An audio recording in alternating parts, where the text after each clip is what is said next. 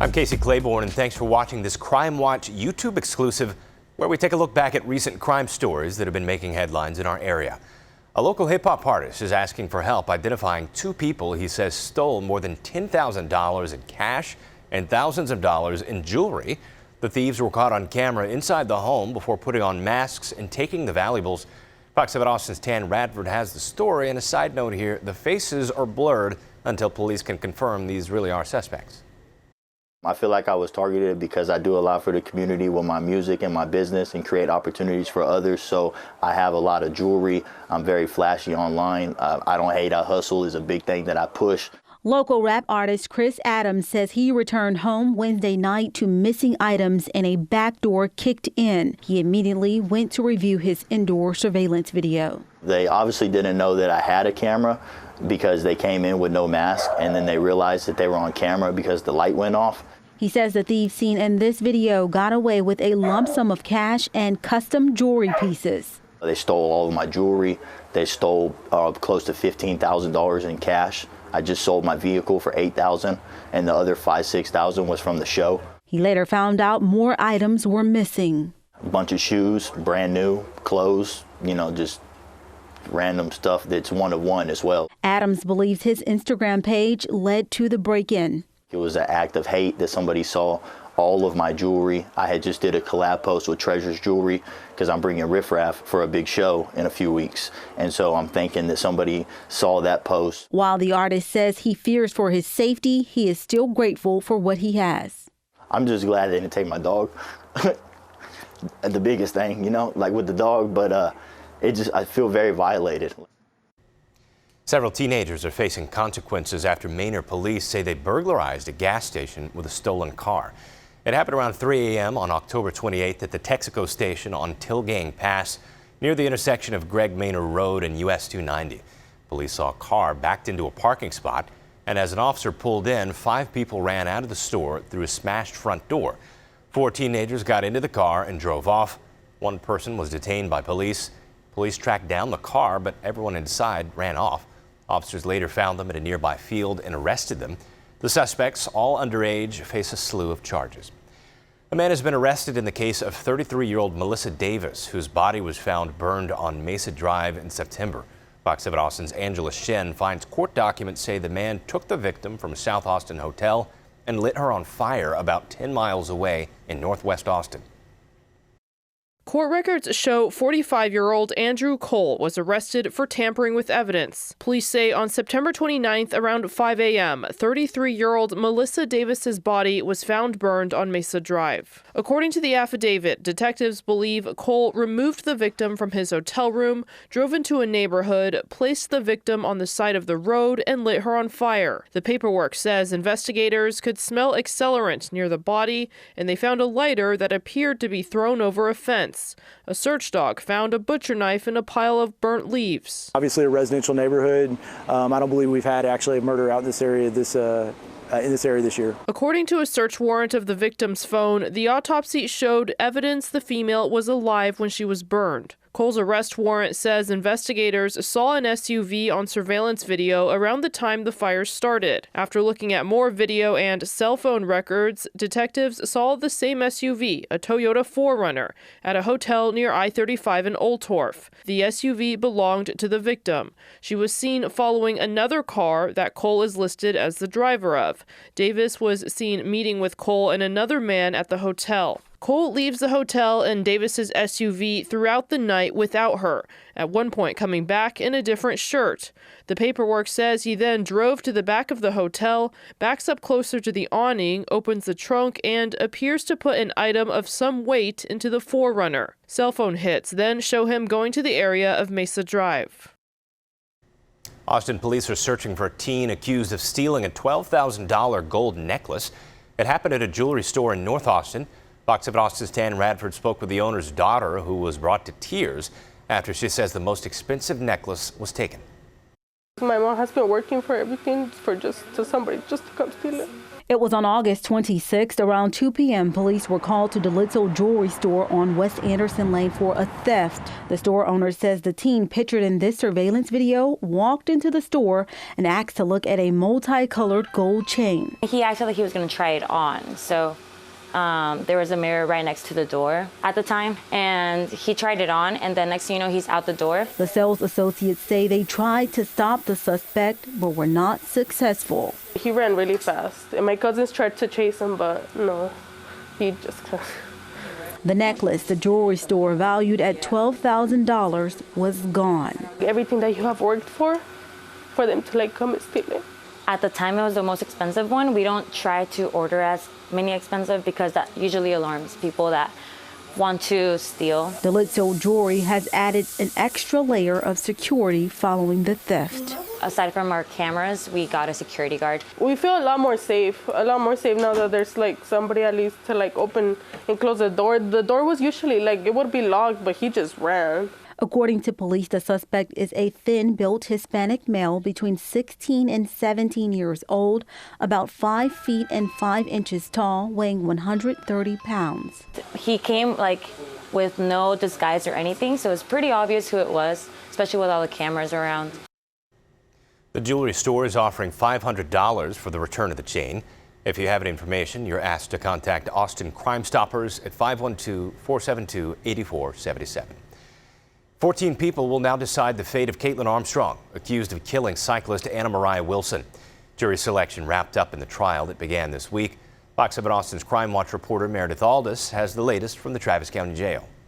A pool of 100 potential jurors for the murder trial of Kaitlin Armstrong was quickly narrowed down after some said they already formed an opinion in this case. With a high-profile case like this, there's certainly a lot of people who've heard about this. Armstrong is accused of killing her boyfriend's other woman, 25-year-old cycling star Anna Mariah Wilson.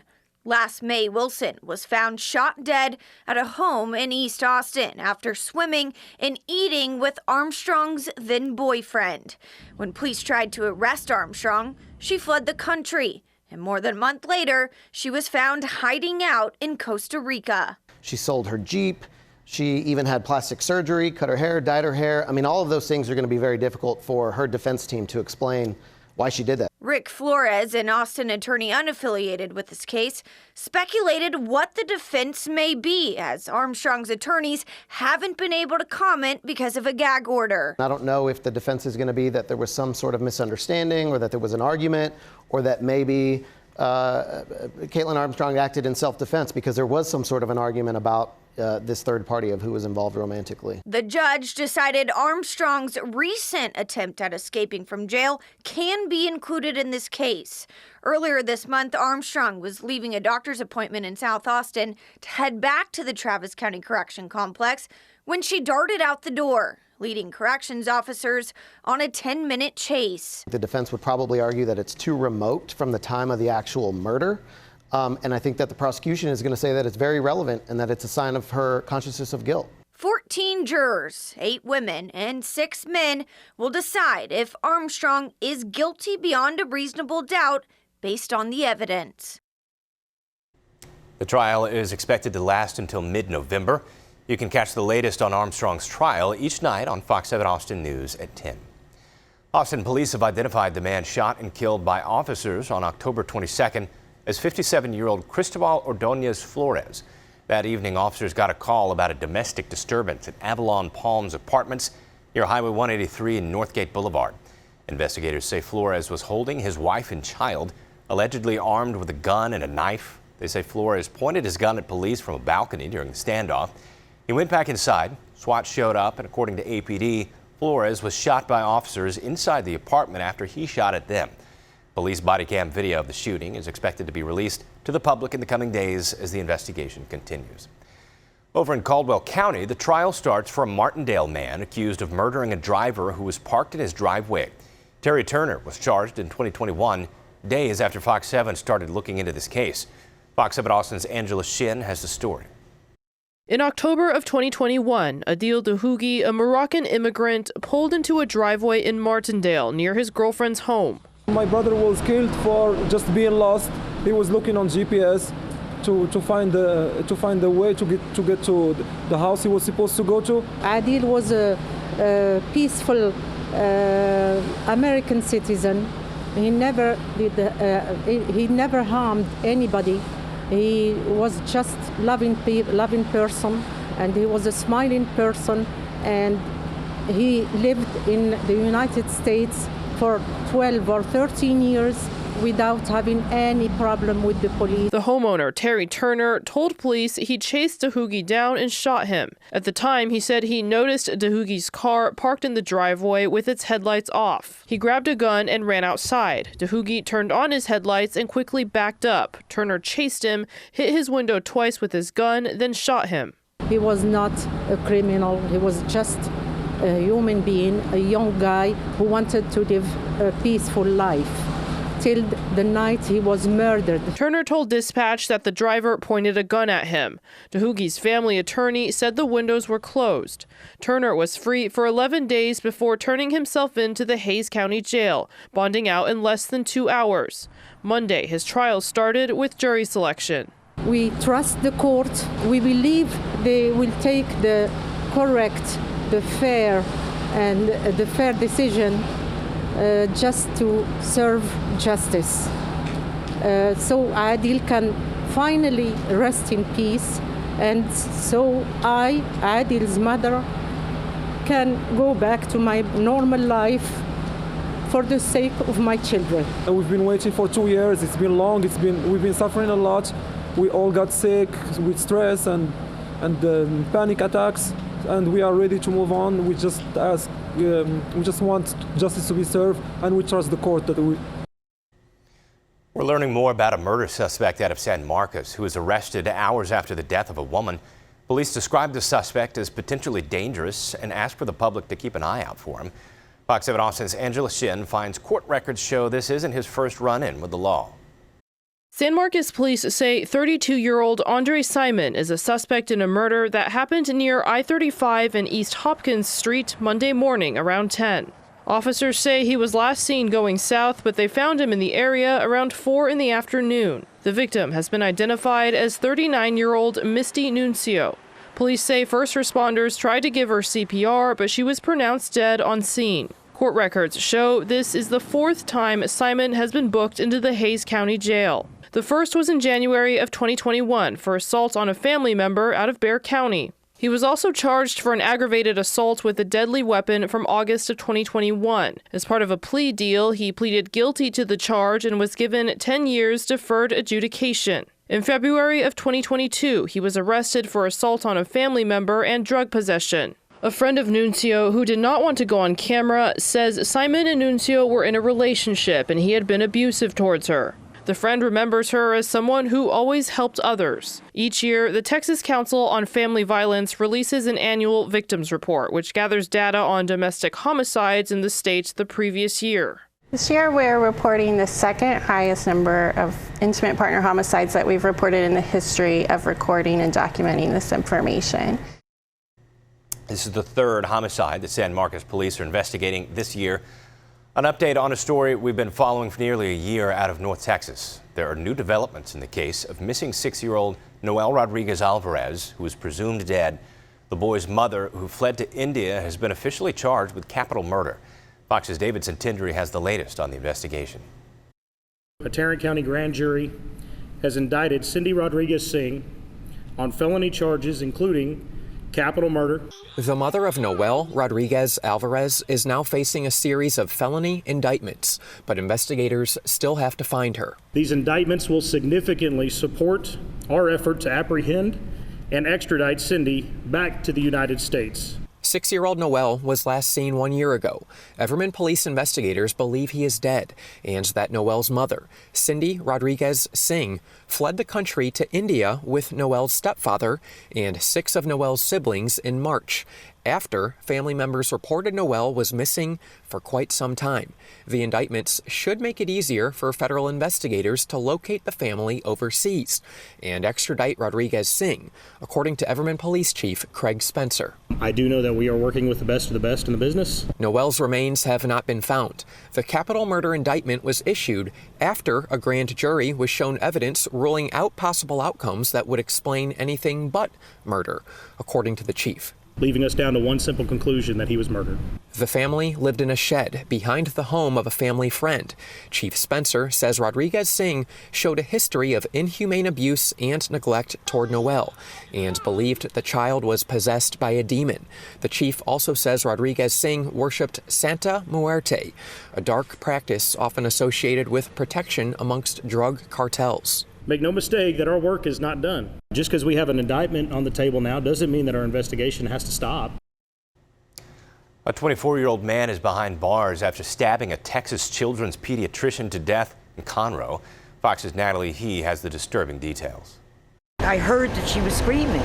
She was sitting at a picnic table. That picnic table now covered with flowers and stuffed animals as loved ones paid their respects to Dr. Talat Jahan Khan, seen in this picture circulating online, posted by the Muslim American Leadership Alliance. Khan is a pediatrician who had just moved to Houston from Seattle 2 months ago. On Saturday, investigators say she was stabbed repeatedly and killed at the Alley's apartments in Conroe. It's horrible. It's horrible. It's a life. Conroe police later arrested 24-year-old Miles Joseph Friedrich behind the apartment complex and charged him with Khan's murder. His bond now set at $500,000 in Montgomery County. Investigators say Khan was sitting at that picnic table with her dog, chatting on the phone when Friedrich stabbed her repeatedly. Khan's 15-year-old daughter was inside her home and heard the screams, according to Muhammad Ayubi, a family friend. She was in the apartment, in the townhouse, and the mom was like maybe 200, 300 feet away. And this person came and they stabbed him. They stabbed her and they kept stabbing her. And he stopped to check the pulse and then kept stabbing her. As police work to figure out the suspect's motive for the killing, the Al-Ansar Islamic Center in the Woodlands, where Khan attended, is tightening security over concerns that this could have been racially motivated. You know, I think it's kind of something that shook up the community a little bit. The incident now leaving neighbors in this typically quiet community on edge. Mom is pretty shaken up, yeah. I was supposed to go back to Colorado yesterday, and I'm staying a couple more days just to, kind of suit everything out.